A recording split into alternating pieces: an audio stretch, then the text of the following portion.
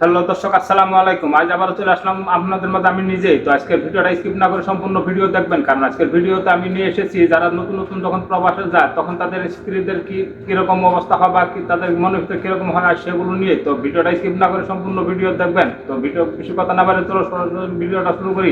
Like, comment, share, subscribe. তো দর্শক, প্রথমেই আমরা দেখবো এক ময়মনসিংহ ভাই যখন নতুন নতুন প্রবাসে আসে তখন তার স্ত্রীর অবস্থাটা কেমন হয়, চলুন দেখে আসি।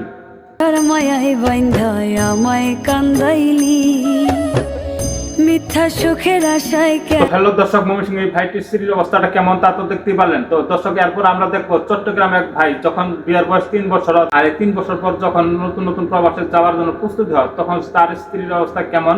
তো ভিডিওটা না দেখলে আপনারা বুঝতে পারবেন না। চলো ভিডিওটা সম্পূর্ণ দেখে আসি। পাইতে তোমার এত আয়োজন।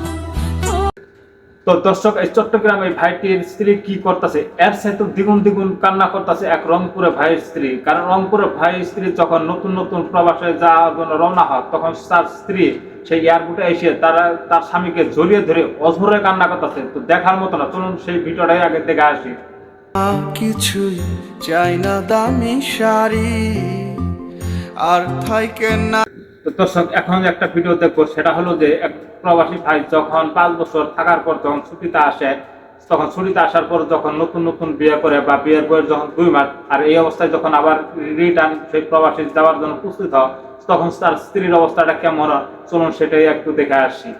জানতে বড় ইচ্ছে করে ফিরবেন কবে বাড়ি।